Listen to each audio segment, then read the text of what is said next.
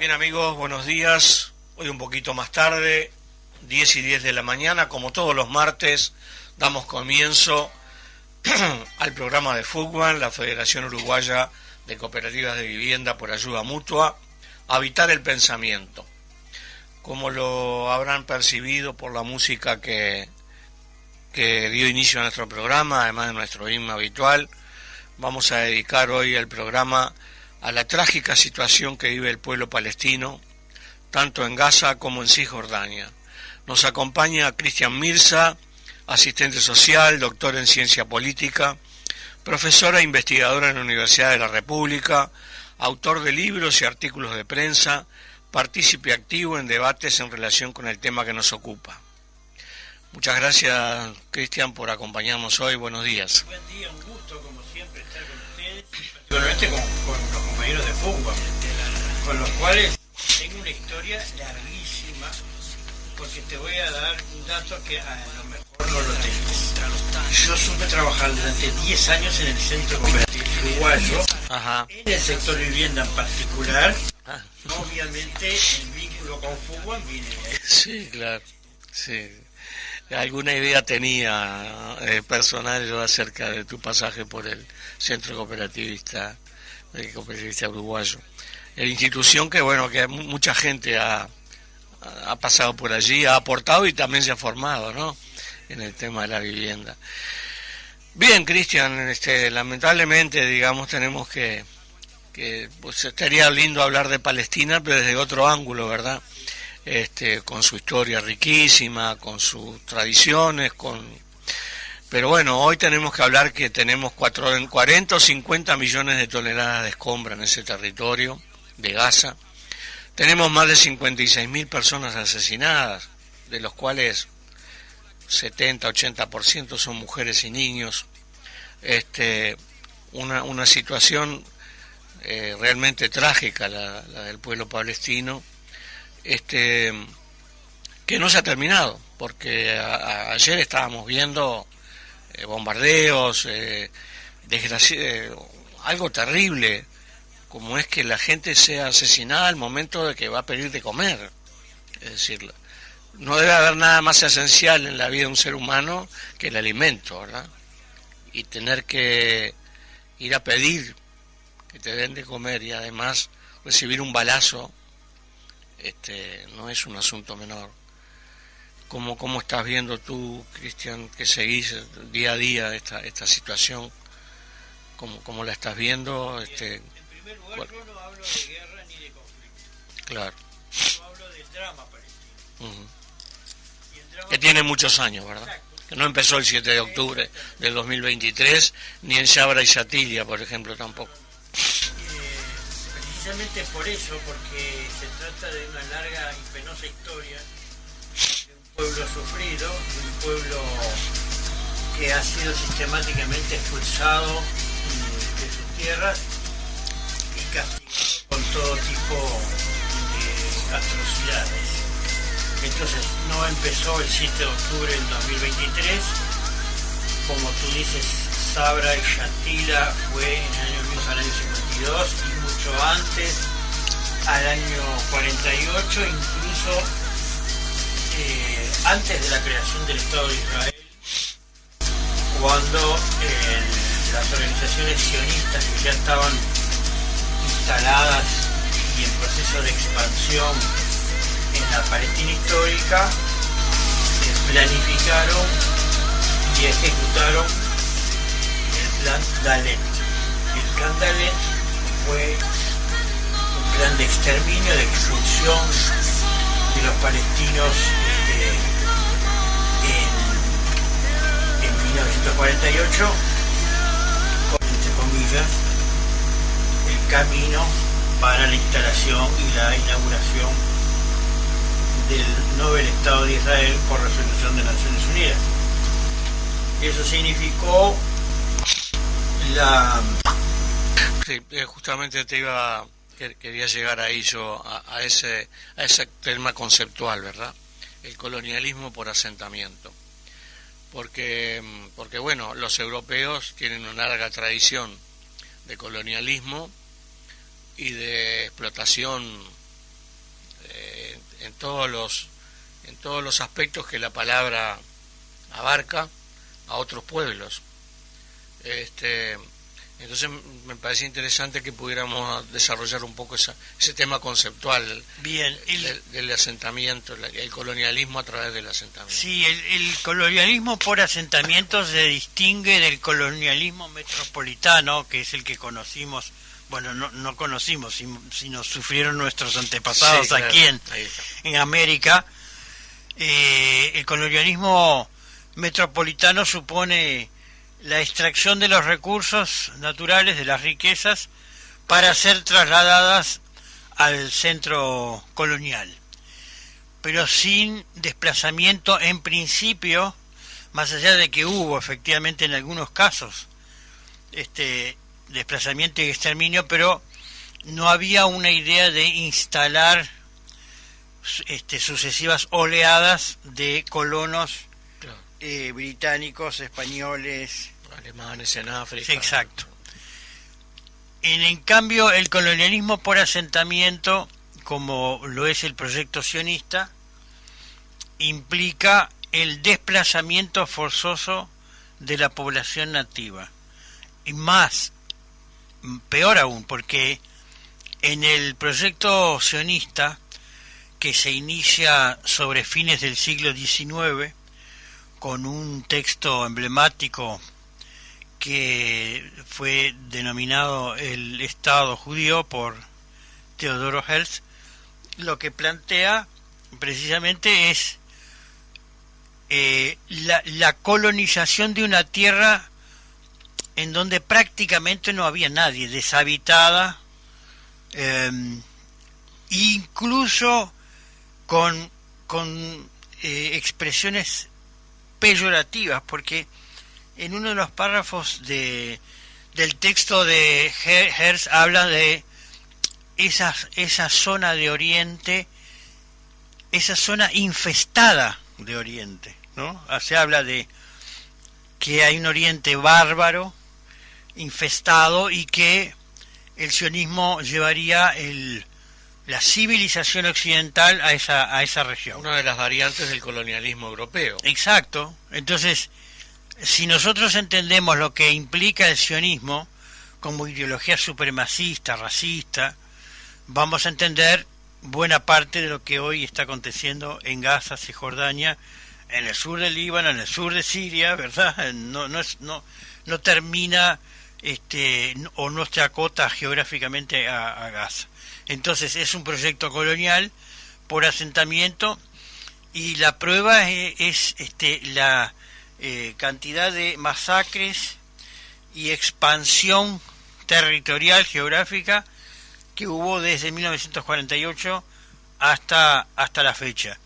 Incluso yo he participado en algunos debates con representantes del sionismo y me dicen, no, lo que pasa es que los árabes nunca han aceptado el compartir, o sea, tener dos estados, el Estado palestino y el Estado judío o sionista, y entonces fueron ellos los que empezaron las guerras, ¿no? Entonces me dicen, fíjate que se crea el Estado de Israel en 1948, inmediatamente los países árabes vecinos atacan al Nobel Estado.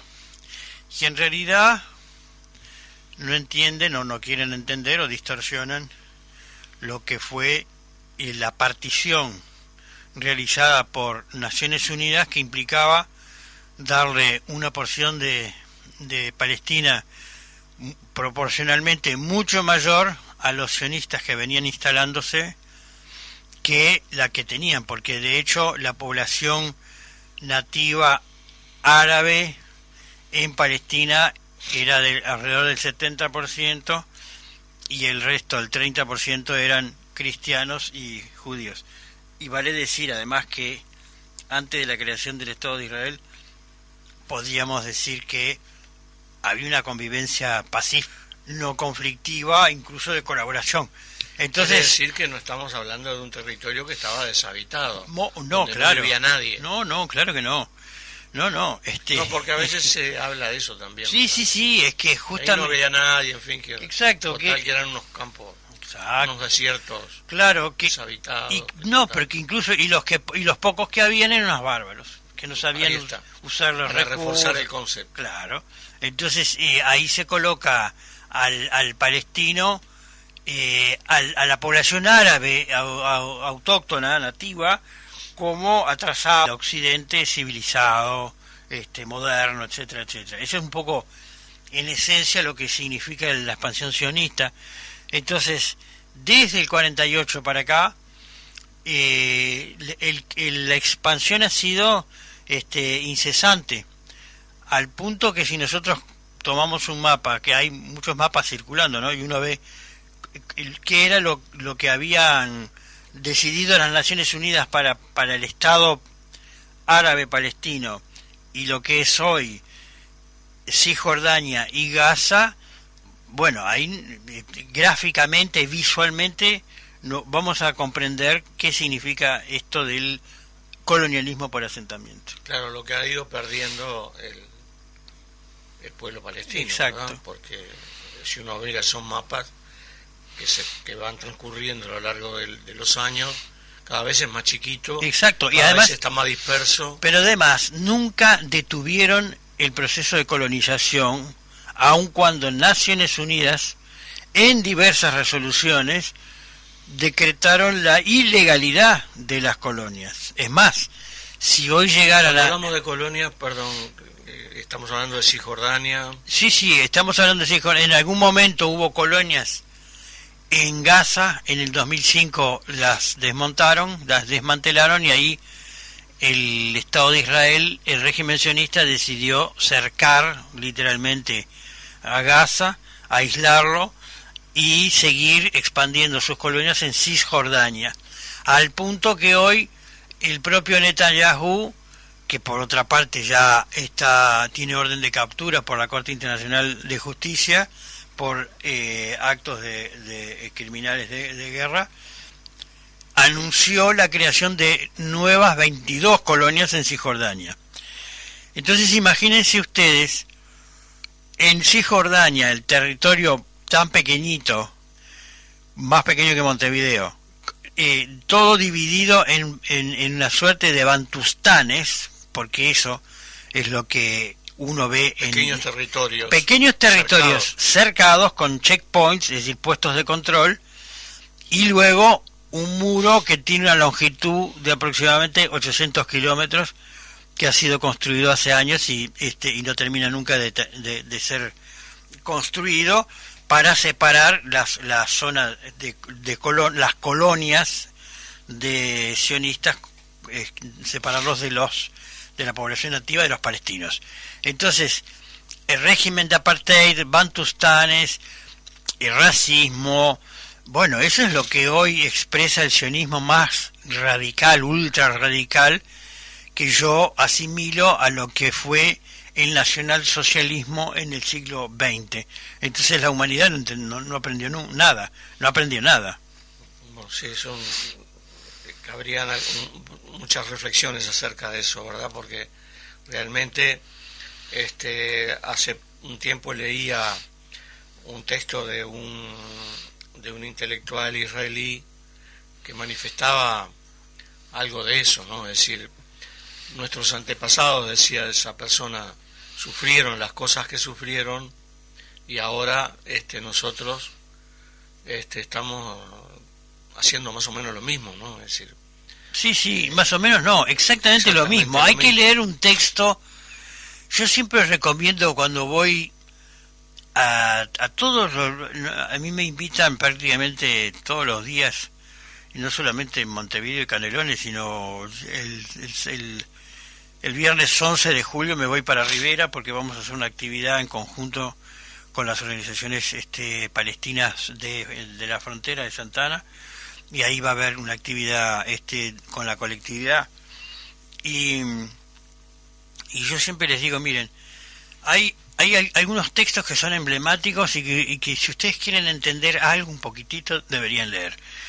Uno de ellos es Eichmann en Jerusalén, Estudios sobre la banalidad del mal, de Hannah Arendt. Hannah Arendt, filósofa judía, por supuesto, y atacada en su momento por ese texto, además. Y ella en ese escrito habla de la primera solución, que fue la expulsión, la segunda solución, la concentración, y la tercera solución, la solución final, que es el exterminio, matar, como la muerte. Y eso es exactamente lo que está haciendo el régimen sionista en Palestina. Es exactamente lo mismo. Concentración, expulsión, concentración y exterminio. Sistemático, planificado, pensado, no a consecuencia de los daños casual, o de daños colaterales, como suelen decir algunos representantes de los distintos gobiernos del planeta. No, daños colaterales, no son daños colaterales, son daños infligidos a la comunidad palestina, al pueblo palestino, con la intención de hacerlo, ¿verdad? Porque hay un proyecto expansionista y hay un proyecto de limpieza étnica, y lo dice Ilian Papel, historiador israelí, que publica justamente en un texto que es un libro excelente, La limpieza étnica en Palestina, entre otros, porque podemos... Está en proceso. Sí, claro, porque además me discuten cuando yo digo es un genocidio, ¿no? Entonces los representantes sionistas vernáculos me dicen, no, ¿cómo genocidio si hay más palestinos que antes, que en 1948, ¿no? Uh-huh. Entonces yo les digo, bueno, en primer lugar, señalar genocidio desde la perspectiva cuantitativa es una brutalidad, es una infamia, pero es una brutalidad, y además no entender lo que significa el genocidio, que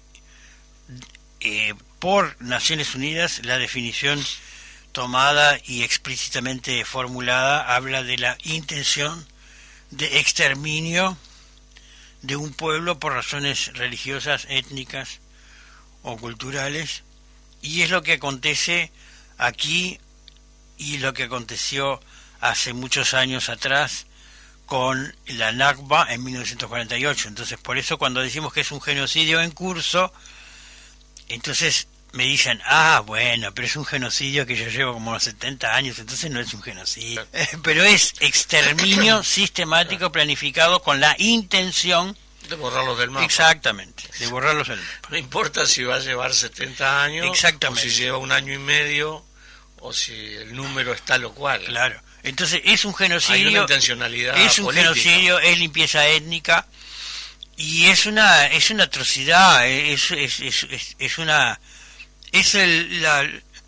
lo que fue precisamente el Tercer Reich y la izquierda, en fin, pero y particularmente con el pueblo judío, bueno, exactamente lo mismo. Se traslada 70 años después a lo que está haciendo hoy el régimen sionista. Y han habido, Cristian, podemos observar, de acuerdo a los distintos gobiernos que han habido en el Estado de Israel, cambios, porque hoy hablamos, bueno, que está al mando en el Estado de Israel la ultraderecha más ortodoxa y más brutal, ¿verdad? Cierto. Con un ministro que plantea, bueno, abiertamente la necesidad de la limpieza étnica, con algunos ministros. ¿Esto ha tenido algún otro... ¿Han habido cambios? ¿Cómo ves tú ese aspecto? Sí, hubo cambios, hubo vaivenes en cuanto a la dureza. Ahí está. O la blandura, o la capacidad o incapacidad o intención de diálogo con las organizaciones de la resistencia palestina. Entonces, claro, si nosotros analizamos el periodo de Shimon Peres es uno, si nosotros analizamos lo que fue el rol de Yitzhak Rabin, que fue finalmente asesinado por los propios sionistas en los acuerdos de Oslo I y Oslo II, bueno... Por las dudas, estamos hablando de dos gobernantes ya, Sí, primeros de Israel, ministros ¿verdad? de Israel, claro. Primeros ministros de Israel. Y el propio... Uno fue asesinado. Sí, claro, Rabin fue Justamente por asesinado. Y no, y ahora hace poco leí una editorial de Ehud Olmert, que fue primer ministro hace unos años de Israel, que dice, bueno, el título de su editorial dice: basta, estos son crímenes de guerra, ¿no? Basta, son crímenes de guerra. Entonces, sí, efectivamente hubo puentes de diálogo, canales de diálogo que llevaron a algunos acuerdos que para algunas organizaciones de la resistencia palestina fueron una trampa para el pueblo palestino, y para otras organizaciones fue una pequeña apertura o posibilidad, una ventana de oportunidad. Una ventana de oportunidad muy chiquita, ¿no? Por otra parte. Pero analizando todo el proceso, todo el completo, Ajá. considerando todos los periodos, no hay duda acerca de la política en connivencia y con el respaldo de Estados Unidos. Primero con las potencias coloniales, que fueron las ganadoras en aquel entonces, en 1916, de la Primera Guerra Mundial, Gran Bretaña y Francia, que fueron las que dieron precisamente todo el respaldo para la inauguración y la creación del Estado de Israel. Pero luego por Estados Unidos, que hoy es el sustento militar, económico, financiero del régimen sionista. Entonces sí podemos visualizar matices, pero finalmente lo que queda es un avance sostenido, irrefrenable, de la ocupación de esa potencia regional que es hoy el Estado de Israel, y un desplazamiento y un sufrimiento con ingentes costos del pueblo palestino, en muertes, en desplazamientos, en fin, de todo el horror que hoy estamos viendo en una situación ya extrema, ¿no? Claro.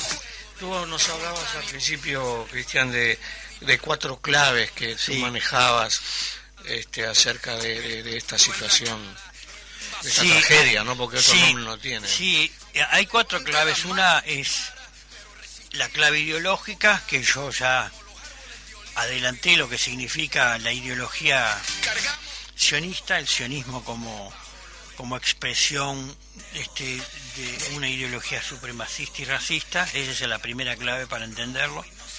Y ahí hay textos de todo tipo, ¿no? Para no solamente Teodoro Herzl, y otros textos. La segunda clave es la clave geopolítica, es entender lo que significa esa región en disputa por muchas potencias.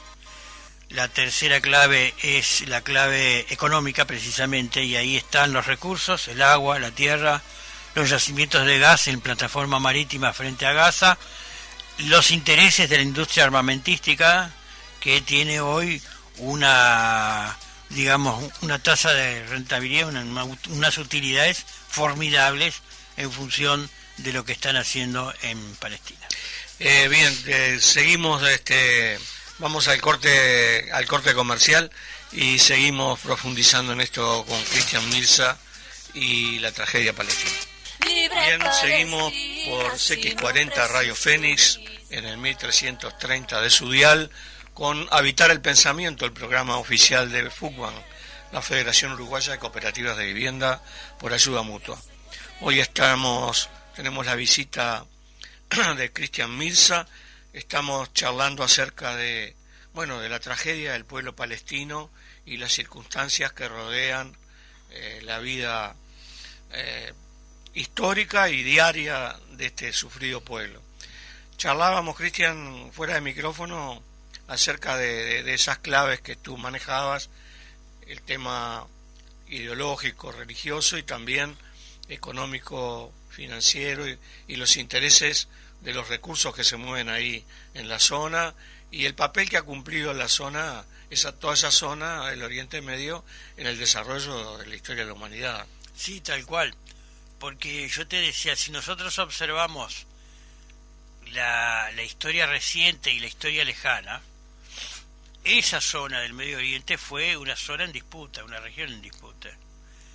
Y de hecho en el siglo XX nosotros teníamos hasta 1930 por ahí, no, antes, la caída del Imperio Turco-Otomano, porque en realidad el Imperio Turco-Otomano dominaba la región, toda esa zona denominada la Palestina histórica, era aliada de Alemania. Cuando Alemania pierde la Primera Guerra Mundial, entonces ahí se colapsa el Imperio Turco-Otomano, de manera que ya estamos hablando de 1916-17. Y entonces, y esa zona queda en 1916. Hay un acuerdo, el denominado el acuerdo Sykes-Picot, en la cual las potencias de entonces, Gran Bretaña y Francia, se repartieron. Se comprometen, ¿verdad? No, o sea, en eso entre ellos, digamos. Se reparten la zona, claro. Con un plano de la región, establecen cuáles son las zonas de dominación e influencia. Entonces, la Palestina histórica queda bajo protectorado británico, lo mismo que Egipto, ¿no? En aquel entonces. Y entonces ahí luego Estados Unidos interviene con mucho más injerencia.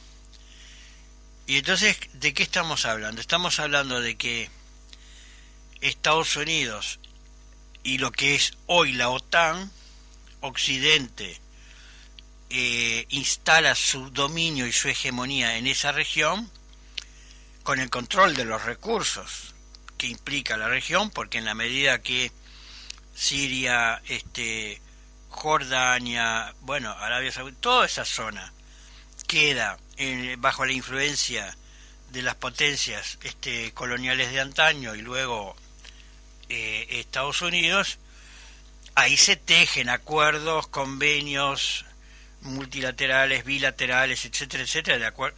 Incluso ahora, antes del 7 de octubre, se estaba por firmar un acuerdo entre Arabia Saudita y Estados Unidos que implicaba prácticamente un reconocimiento sine die, como digo yo, sine die, sin fecha, del Estado de Israel y su legitimidad, y desconociendo en gran medida los derechos del pueblo palestino. Entonces, esa zona hoy es una zona muy es una zona de altísima violencia, porque el ataque preventivo, entre comillas, a Irán, ¿cómo se puede entender? Se puede entender por el temor del régimen sionista a que Irán pudiera desarrollar su bomba nuclear. Ahora, y más allá de que Irán insistía en que su programa era un programa pacífico, de enriquecimiento de uranio con fines pacíficos. Pero lo curioso es que el único país, el único estado que tiene ojivas nucleares en la región es Israel. Sí, claro, más de 100.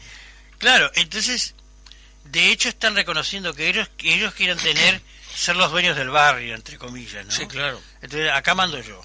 Como yo soy el único que tiene las armas nucleares, acá mando yo. Claro. Y Estados Unidos es mi padrino, ¿no? Entonces, ahora, pero más allá de Irán está China. Y con China los BRICS.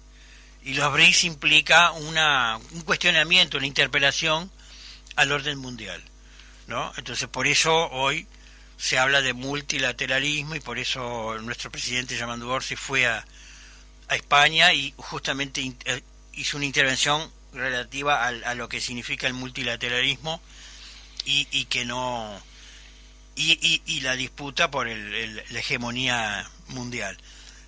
En cuanto a la otra clave, que también, a ver, yo podría hablar horas y horas, ¿no? No, está bien. Porque pero a veces ignoramos mucho desde acá. Lo cultural religioso sí es un factor que influye, pero no determina. Es decir, no se trata de un enfrentamiento entre musulmanes y judíos, o judíos versus musulmanes.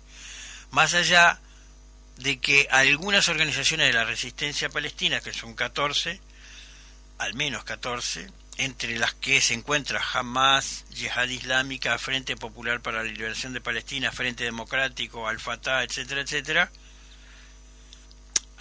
hay un componente, digamos, una mirada, una perspectiva, una mirada, una postura desde el plano religioso que podría, en algunos casos, pero no siempre, asociarse a un cierto fundamentalismo que tampoco no tiene nada que ver con el ISIS ni con Al Qaeda, no tiene nada que ver.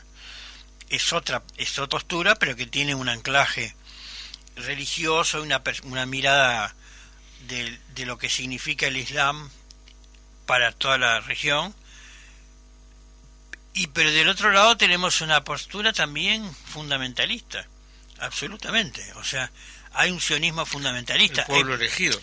Y claro, entonces cuando es concepto... el pueblo elegido, es el Eretz Israel, el gran Israel, que ultrapasa las fronteras actuales del Estado ocupante. El Antiguo Testamento y todos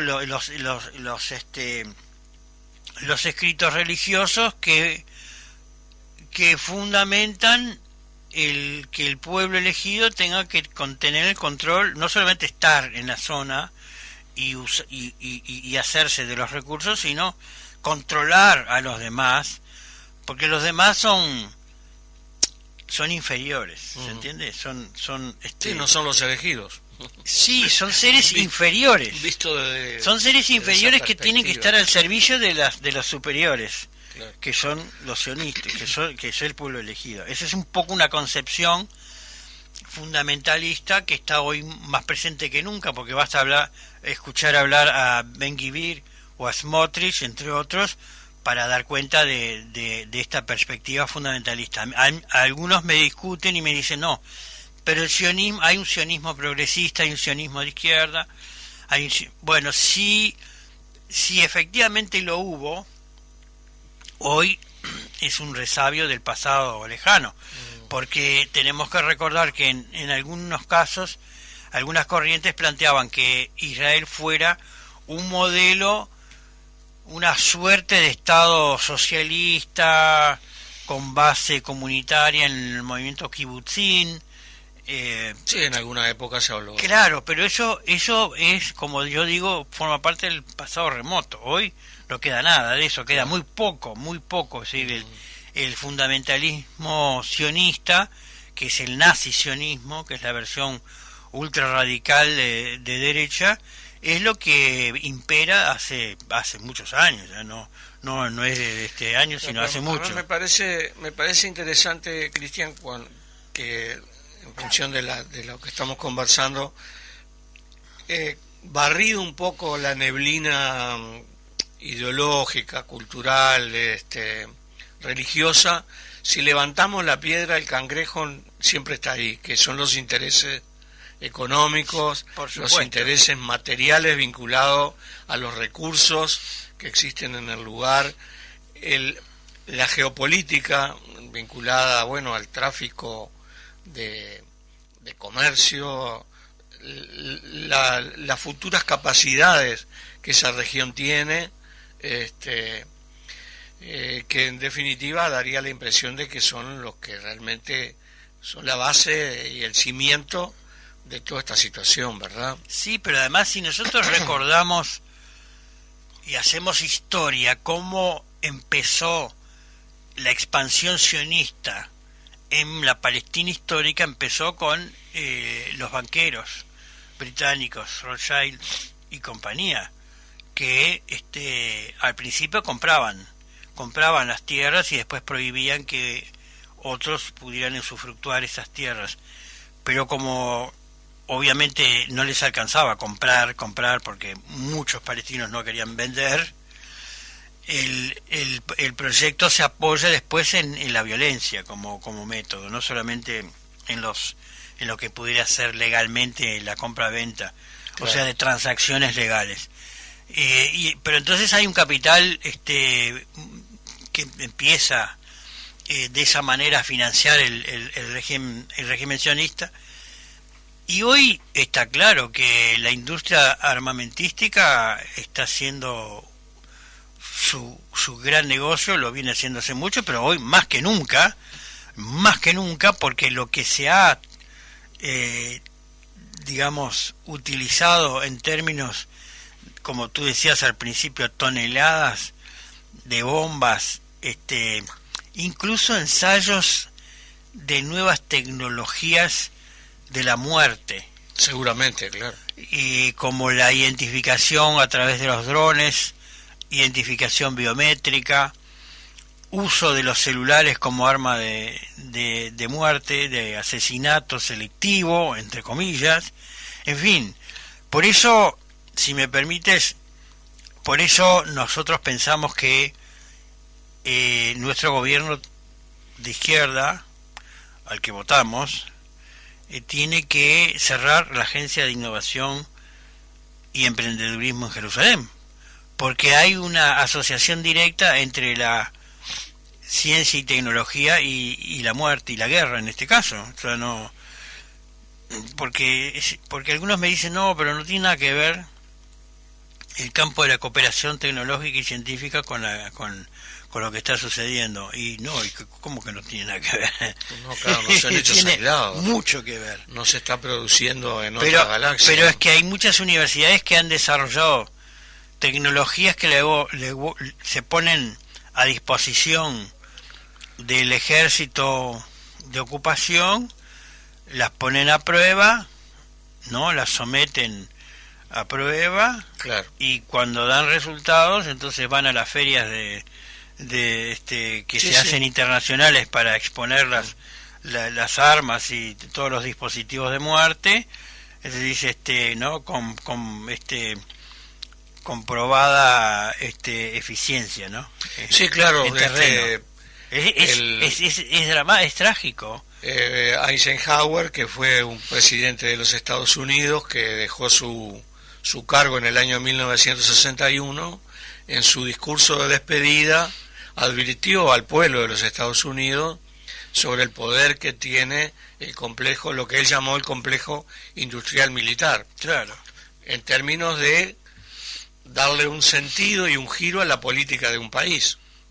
En la medida en que tienen esa capacidad económica tan desbordante, pueden determinar las políticas de un país en función de los intereses de ese pequeño grupo industrial militar y no de los intereses generales de la población. Claro, porque este hombre, este expresidente, lo hablaba en función de los intereses de los Estados Unidos, pero visto en términos generales, hoy estamos en la misma circunstancia. No podemos olvidarnos que acaba de obligar los Estados Unidos de Norteamérica a Europa a elevar su presupuesto militar al 5%.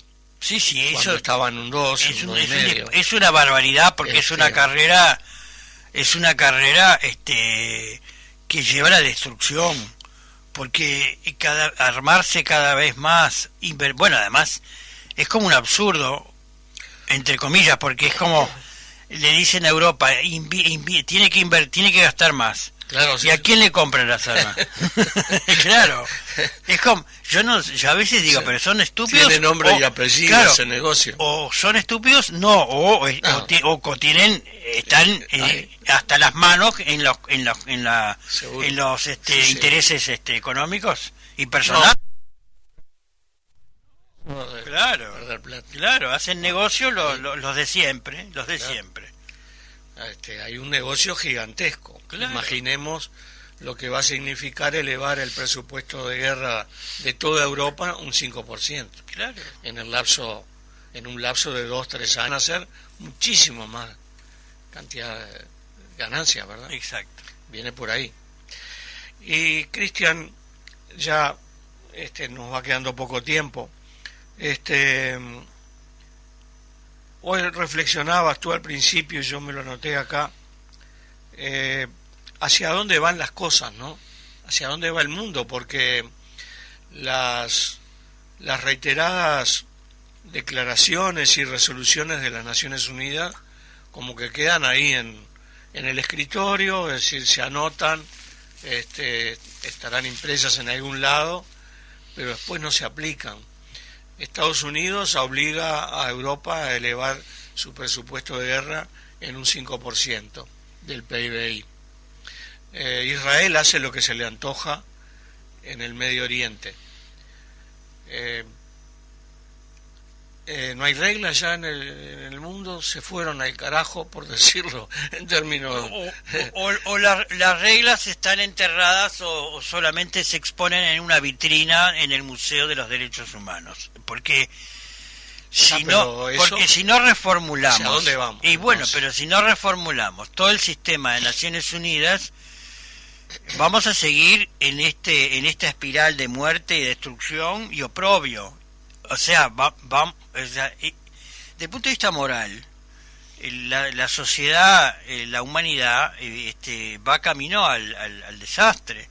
Porque fíjense que Estados Unidos tiene el poder de veto en el Consejo de Seguridad de Naciones Unidas. Entonces, cada vez que el 95% de las naciones de este planeta votan, por ejemplo, el levantamiento del bloqueo a Cuba, basta que vote Estados Unidos un solo voto para bloquea.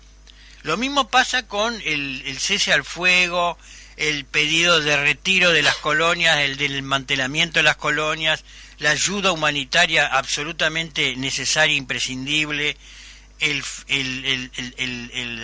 detener este proceso de masacres sistemáticas.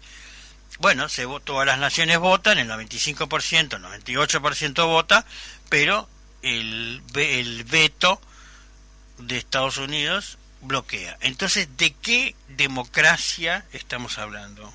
Después vienen a ser gárgaras de la democracia occidental ideal, casi perfecta, cuando el sistema que organiza las decisiones planetarias, porque estamos interconectados cada día más, es lo más antidemocrático que hay.